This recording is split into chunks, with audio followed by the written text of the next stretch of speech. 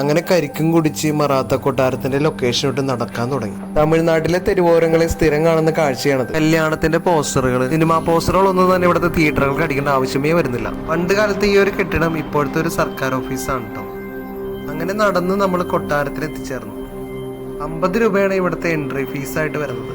കൃത്യം 10 മണിയാകുമ്പോൾ തന്നെ സന്ദർശകർക്ക് ഇവിടുത്തെ കൊട്ടാരം ഓപ്പൺ ആക്കി കൊടുക്കാറുണ്ട്. അവർ വരുമ്പോൾ ഈ ഒരു കൊട്ടാരം ഒരിക്കലും മിസ് ചെയ്യരുത്. നമുക്ക് അവിടുത്തെ കാഴ്ചയിലേക്ക് പോകാം. കയറി ചെല്ലുമ്പോൾ തന്നെ ഇവിടെ ഒരു നടുമുറ്റാണ് കാണുന്നത്. കയറി ചെന്ന് ഇടതുവശത്തേക്ക് തിരിഞ്ഞു വേണം നമ്മൾ നടന്നു തുടങ്ങാൻ. കരിങ്കല്ലിൽ തീർത്ത ഒരുപാട് പ്രതിമകൾ ഇവിടെ സ്ഥാപിച്ചിട്ടുണ്ട്. പഴയ കാലത്തെ ഒരുപാട് ശില്പങ്ങളും അതേപോലെ തന്നെ നിർമ്മിതികളും എല്ലാം കൊണ്ടും സമ്പന്നമായ ഒരു കൊട്ടാരം തന്നെയാണിത്.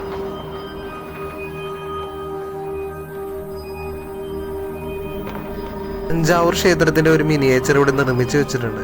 ശ്രീ രാജരാജ ചോളന്റെ ഒരു പ്രതിമയാണ് ഈ ഒരു സ്ഥാപിച്ചു വെച്ചിരിക്കുന്നത്. ഈ കാണുന്നത് കൊട്ടാരത്തിന്റെ മുകൾ ഭാഗമാണ്. ഈ കാണുന്ന സ്ഥലത്താണ് കൂറ്റൻ തിമ്മിങ്കലത്തിന്റെ ഒരു അസ്ഥികൂടം നിലനിർത്തി പോരുന്നത്. ഇത് തിമ്മിങ്കലത്തിന്റെ ഈ ഒരു അസ്ഥികൂടത്തെ പറ്റിയുള്ള വസ്തുതകളാണ്. ഒരുപാടുള്ളതുകൊണ്ട് ഞാനിത് വായിച്ചൊന്നും നോക്കിയില്ല. കാണുന്നതാണ് തിമ്മിങ്കലത്തിന്റെ വായുഭാഗം. പഴയ കാലത്തിന്റെ നേർചിത്രങ്ങളായിട്ടുള്ള ഒരുപാട് ചിത്രങ്ങൾ ഇവിടെ സ്ഥാപിച്ചു വെച്ചിട്ടുണ്ട്. ഇതാണ് കൊട്ടാരത്തിന്റെ വലിയൊരു ഭാഗമായ ഒരു ഹാള്.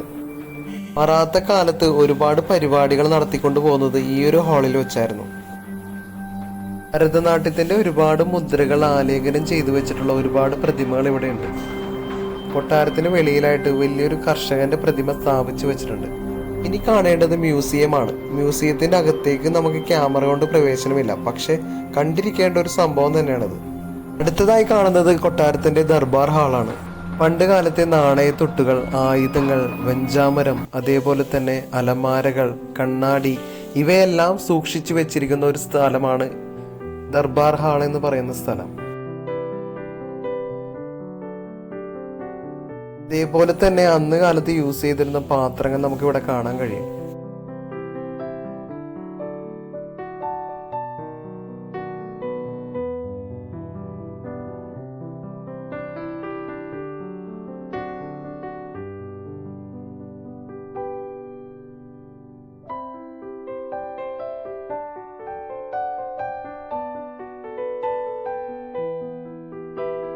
ഈ കാണുന്നത് വാദ്യോപകരണങ്ങളാണ് കേട്ടോ.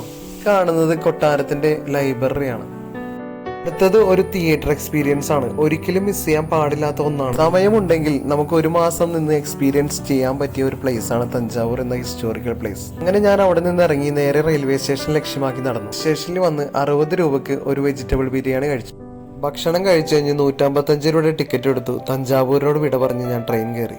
തമിഴ്നാട്ടിലെ ട്രെയിൻ യാത്ര അതൊരു പ്രത്യേക ഫീൽ തന്നെയാണ്. ഗ്രാമങ്ങളിലൂടെയാണ് തമിഴ്നാട്ടിലെ ഒട്ടുമിക്ക ട്രെയിനുകളും പോകുന്നത്.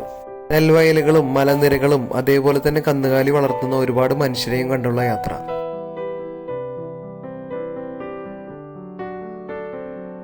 ഭക്ഷണം നല്ല രീതിയിൽ ആസ്വദിച്ച് കഴിക്കുന്ന ഒരു ചേട്ടൻ ട്രെയിനിൽ കണ്ട ഒരു കാഴ്ചയാണ്. ട്രെയിൻ നമ്മുടെ നാട് ലക്ഷ്യമാക്കി നീങ്ങുകയാണ്. യാത്രകൾ അവസാനിക്കുന്നില്ല. കുറഞ്ഞ ചെലവിൽ കൂടുതൽ സ്ഥലങ്ങൾ. യാത്രകൾ തുടർന്നുകൊണ്ടേയിരിക്കും. ഇഷ്ടപ്പെട്ട ഒന്ന് ലൈക്ക് ചെയ്യുക.